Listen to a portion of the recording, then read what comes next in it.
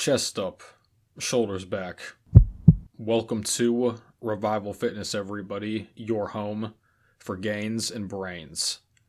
And we're going to revisit a topic, guys, that I talked about, I want to say almost 2 years ago on this channel, I think. People have given me flack for this, right? They get angry because I promote strength standards. Not even really harshly. It's not like I push them onto people and say it's like this is the end-all be-all of things. But we're going to discuss in this video the terms novice, intermediate, and advanced. And these are terms I think that get thrown around too casually in the serious lifting space. I think a lot of people believe that they're intermediate when they're still novices. Something about this as well that I think a lot of people misunderstand is the fact that you cannot gauge what level you are, so to speak, in the gym just based on pictures, because there's plenty of guys who are scrawny. They're 140, 150, maybe up to 160 or so pounds, so their shoulders pop out a little bit, their abs are showing in some circumstances, their chest is defined, you know, their back has lines in it. So based on photos they take, these guys will basically convince themselves that they're much bigger than they actually are. But you actually talk to them, hey man, nice looking physique, what are your numbers? My bench is like 135 for 3. There's photos I took a while ago, guys, whenever I was still newer to the gym. I've put up this photo here of my back from a great angle. The lighting was good. I was very lean at the time, but I was weighing like 152 pounds. Like, this is what I look like from the front. What the hell is even that? Because there will be guys on the internet who are very big and strong, very experienced. They would run circles around these kids easily on numerous lifts. I mean, they probably could overhead press as much as some of these kids squat, but their body fat might be a little bit higher. They don't have the perfect camera, the perfect lighting. They're not posing all the time. They simply don't care about those things. So the fanboys will see them and they're like, oh, well, you're giving this information and advice, but look how small you are. You must be so weak, or you must be fat, right? So trying to get the young dudes with body dysmorphia to step out of that and actually kind of see the frame of reference they're in can be very difficult. But after months and years of their lifts really not going up, most of them it's going to start to click. For me, it took almost 3 years to realize, like, okay, I'm not making progress nearly as fast as I could or should be. That's when it clicked for me, and maybe for you I can get it to click a little bit faster and save you some time. But when I originally discussed this topic, I gave the 2, 3, and 4 plate strength standard as sort of my basis for the so-called intermediate phase. The 225 pound bench press, now I gotta do kilogram math here for you Europeans, hold on, or 100 kgs, the 315 pound squat, or 143 kgs, and the 405 deadlift, or 184 kgs. And I suppose you could throw in the 1 plate aside overhead press, the 135 pound OHP, which is about 61 kgs as well. I think those are solid general gauges. They're ballparks for once somebody has hit the intermediate phase, loosely speaking. Now, I'm going to explain in a minute why I might have not been the most nuanced with that. I think there is a better way, tangibly speaking, to assess that. But I do think these are still solid metrics. I still stand by these figures, roughly speaking. And it's interesting, too, because the crowd was divided on this initially. Some people said, oh yeah, these are very easy to get. They should be something that anybody could get to in a year or two if you eat well, etc.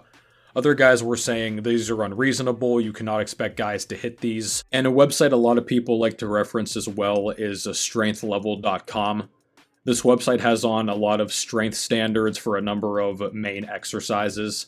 I guess these are just submitted by people who've used the website. So it's hard to sort of vet exactly who is putting these in and the total validity, but based on most of these that I've seen, these are a pretty good general gauge too, based on your body weight, what you are on a certain exercise. The squat, bench, and deadlift, and even if you don't give a damn about powerlifting, which I know most of you don't, I don't compete in powerlifting either. That's always the excuse guys have, well, I'm not a powerlifter, bro, I don't need to do the squat, bench, and the deadlift. You don't need to do them, obviously, but if your overall training has been effective, you're still going to have solid numbers on these lifts. That's the point. Like, it's going to carry over from what you've been doing to the big three And I guess you could also include the overhead press in that as well. So if you've had solid leg training up to this point, and you also train the low back, I struggle to believe that your back squat, or even a front squat, is not going to be relatively formidable. I struggle to believe that if you have solid back training and you train your grip, you get the glutes involved too in some exercises, that you're going to have just a terrible deadlift. Same with the bench press, same with the overhead press, right? It all carries over into these somehow. So even if you might need a couple weeks to really dial in your form on the big three, once you do that, if your overall training has been effective, you're not going to magically be very weak on these exercises. They use your entire body as a unit. Even if you've grown your muscles and you look bigger in the photos and you have a good pump at the end of your stuff, if you're doing a lot of hopscotch on the machines, isolation movements, you're just doing a lot of mindless junk volume, but you've never really mastered the full body stabilization, the bracing, kind of the mindset of getting under heavier weights, you're going to be exposed when it comes to the classic lifts. And keep in mind too, guys, if you never want to do back squats, because I don't like back squats myself, they always give me jaw pain, they're just very annoying. If you want to do a safety squat bar squat, that's fine. If you don't want to do a standard flat barbell bench press, if you want to use a Swiss bar or a football bar, go ahead and do that. If you want to do sumo instead of conventional deadlift or a low handle trap bar deadlift, whatever, that's fine. But you're still getting the same fundamental movement patterns down. Heavy weight, full body being involved, and you're going to gain strength on these at a faster rate than pretty much anything else you do, besides maybe, the leg press. But no matter your circumstances, I do believe that every healthy man can hit these standards. For some of you, it might only take 6 to 8 months. Maybe even less than that if you're very genetically gifted. If you're less genetically gifted, it might take you 2 years or so. And for the women, if you're curious, I would say the bench press is going to be closer to 100 pounds. Maybe 110 to 115-ish pounds. And then the squat and deadlift, you could say maybe 250, something in that range. Now, what some people are going to ask is that, can you get to the intermediate standard, so to speak, on some lifts but not others? Yes, you can. And that was the same thing I dealt with as well. I got to the 405 deadlift. I was skipping legs at the time I hit that, but I could have probably more than likely been squatting 315 if I actually had applied myself to the leg training. But I still was not able to hit the 225 bench without just months and months of kind of grinding around the 200 pound for rep range. And that's what's going to lead into the next topic now. Because some people are going to be intermediate in some aspects, it might take you longer for others. If you're a longer armed lifter like me, you're probably better suited to do deadlifts. Shorter guys, more stocky guys tend to do better at the bench press and vice versa. With that said though, these genetic variances are what kind of bring more nuance to this conversation. Because you might be intermediate on the lower body and the back, but not the pressing. You might be really intermediate on the pressing, but still be sort of intermediate too on the lower body in some cases, right? So it's not like you're going to just hit the intermediate phase per se at one time for every single thing. Although I do think you're going to get relatively close to that. And even if you don't hit the 405 deadlift per se, if you get to 365 or 375, you're pretty close. If you get to a 195 or 200 bench press, you're pretty close. 275, 285 squat for a couple reps, you're pretty close. But this leads into perhaps the more thorough way to describe an intermediate in the gym. That's going to be whenever your linear progression on a lift ends. To put it in simple terms, whenever you cannot keep adding +5 to something for an extended period of time. So once again, guys, if you're not eating sufficiently, if you're not recovering well, if you have a shitty program, way too much volume, that's going to skew things to an extent. But once your programming is taken care of, and you're recovering well, all this other stuff, once you get to the point where you cannot add 5 pounds, or I think, 2.3 or 4 kg, to your lifts on a regular basis, that's essentially the point when your body is telling you, we can't just keep doing the same thing anymore.